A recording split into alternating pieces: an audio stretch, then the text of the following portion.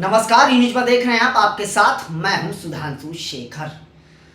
दिल्ली विधानसभा चुनाव के लिए वोटों की गिनती जारी है और शुरुआती रुझान की अगर आप बात करें पोस्टल बैलेट की, तो उसमें बीजेपी और आम आदमी पार्टी के बीच कांटे की टक्कर दिखाई दे रही है।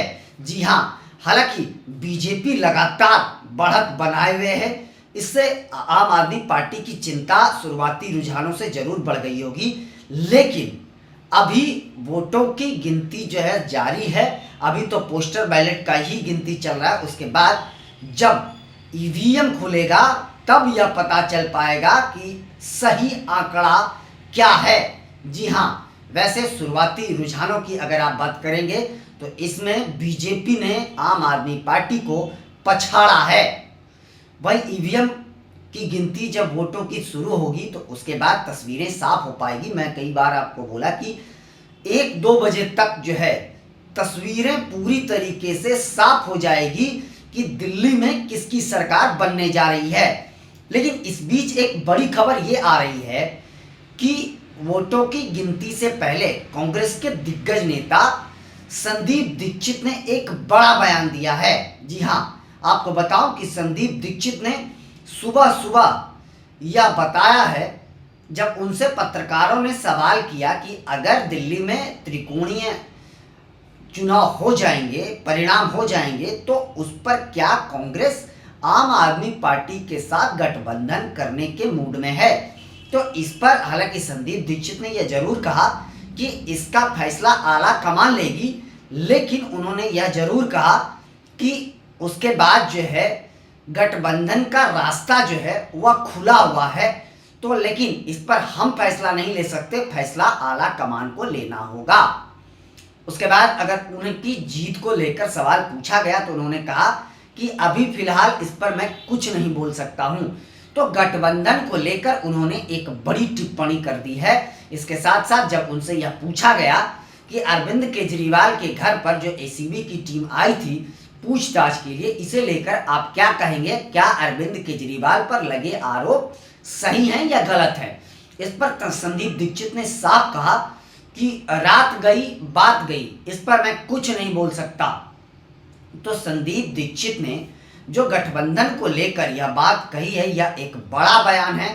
तो इससे इशारों ही इशारों में साफ समझ लीजिए कि कांग्रेस का यह मानना है कि अगर सरकार बनाने के लिए गठबंधन की जरूरत पड़ी तो कांग्रेस निश्चित तौर पर आम आदमी पार्टी के साथ जाएगी, इसमें कोई दो शक नहीं है। वहीं अगर आप रुझानों की बात करें तो रुझानों में बीजेपी जो है वह लगातार आगे ही निकलते जा रही है। कुछ कभी 10 सीटों का फासला हो जा रहा है, कभी 5 का, तो कभी कांटे की टक्कर बराबरी की चल रही है। हालांकि इस बीच कांग्रेस के बारे में जो मैं बताया था कि 1 से 2 सीटों पर कांग्रेस कब्जा जमा सकती है, तो रुझानों में हालांकि 1-2 सीटों पर लगातार कांग्रेस ऊपर नीचे हो रही है। तो कांग्रेस जो खोई हुई जमीन कांग्रेस की दिल्ली में थी, उस जमीन को कहीं हद तक कांग्रेस पाने में सफल हो सकती है। अगर कांग्रेस की दिल्ली में 1 या 2 सीटें भी आती है तो कांग्रेस के लिए ये एक बहुत बड़ी उपलब्धि होगी, इसमें कोई दो शक नहीं है।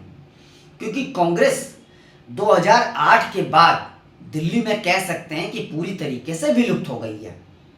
वहीं मैं आपको बताऊं कि वोटों की गिनती से एक दिन पहले आम आदमी पार्टी के प्रमुख अरविंद केजरीवाल ने जो बीजेपी पर आरोप लगाए थे कि हमारे विधायकों को 16 विधायकों को फोन किया गया था और 15 करोड़ रुपया प्रलोभन दिया गया था, साथ ही यह भी कहा गया था कि आप आम आदमी पार्टी को छोड़कर बीजेपी में शामिल हो जाइए, आप सभी को मंत्री भी बनाया जाएगा और 15-15 करोड़ रुपए भी दिए जाएंगे।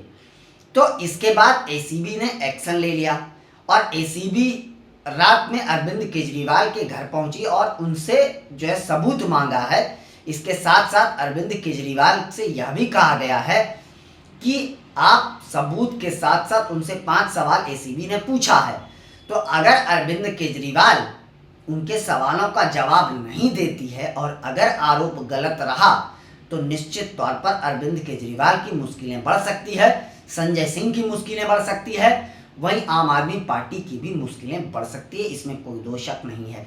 क्योंकि संजय सिंह, अरविंद केजरीवाल और मनीष सिसोदिया, ये सभी लोग जो हैं वह जमानत पर हैं, जेल से बाहर है। तो एक बार फिर से ये लोग जेल जा सकते हैं। अगर आम आदमी पार्टी सत्ता में आती है तो निश्चित तौर पर आम आदमी पार्टी दिल्ली में इतिहास रचेगी। अरविंद केजरीवाल इतिहास रचेंगे, क्योंकि अरविंद केजरीवाल पहले शख्स हो जाएंगे दिल्ली के जो लगातार 4 बार दिल्ली की सत्ता पर काबिज होंगे, दिल्ली का मुख्यमंत्री बनेंगे। तो ये उनके लिए एक बहुत बड़ी उपलब्धि होगी और बीजेपी को कह सकते हैं बहुत बड़ा नुकसान होगा। बीजेपी को कह सकते हैं एक तमाचा होगा आम आदमी पार्टी की ओर से। लेकिन अगर बीजेपी सत्ता में आई तो अरविंद केजरीवाल की मुश्किलें बढ़ेंगी। साथ साथ अरविंद केजरीवाल की जो राजनीतिक है उस पर भी सवाल खड़े होंगे। उनके जो राजनीतिक इतिहास है, जो आगे के कारनामे हैं, उस पर भी सवाल खड़ा होगा। साथ साथ उनका पॉलिटिकल करियर पर भी इसका बहुत बड़ा असर देखने को मिलेगा। लेकिन फिलहाल ये सारी बातें तो कयासों में हैं, लेकिन जो संभावनाएं मैंने शुरुआती दौर से आपको कहा था, रुझान जो भी हो, लेकिन मैंने आपको कहा था कि दिल्ली में आम आदमी पार्टी का पलड़ा भारी है, इसमें कोई दो शक नहीं है। तो वोटिंग से एक रात पहले भी दिल्ली में आरोप प्रत्यारोप का ड्रामा चलता रहा। हालांकि इस बीच अब वोटों की गिनती जारी है। आम आदमी पार्टी और बीजेपी के बीच कांटे की टक्कर देखने को मिल रही है। लेकिन परिणाम क्या आएंगे, यह तस्वीरें 1-2 बजे के बाद लगभग तय हो जाएगी कि आखिर दिल्ली के सत्ता पर कौन काबिज होने जा रहा है। फिलहाल सभी राजनीतिक दलों की धड़कनें बढ़ी हुई है। मैं आपको यह एक बड़ी बात बता दूं कि अरविंद केजरीवाल के बारे में जो सर्वे आया था कि वह नई दिल्ली विधानसभा सीट से चुनाव हार रहे हैं, वो भी 20,000 वोट से। तो शुरुआती रुझान की अगर बात करें तो अरविंद केजरीवाल लगातार पिछड़ते हुए नजर आ रहे हैं प्रवेश वर्मा से।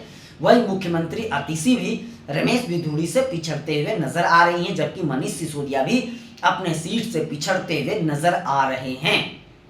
हालांकि तस्वीरों में अभी बहुत कुछ बदलाव होगा, ऊपर नीचे अभी चलता रहेगा। मैं आपको वही बता रहा हूँ बार बार कि 1-2 बजे के लगभग जो है तस्वीरें साफ हो जाएगी कि कौन होगा अर्श पर, कौन गिरेगा फर्श पर।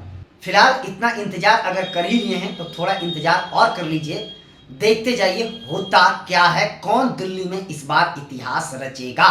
सत्ता किसी की भी हो, या बीजेपी आए सत्ता में या आप आए, लेकिन लिखा जाएगा इतिहास ही।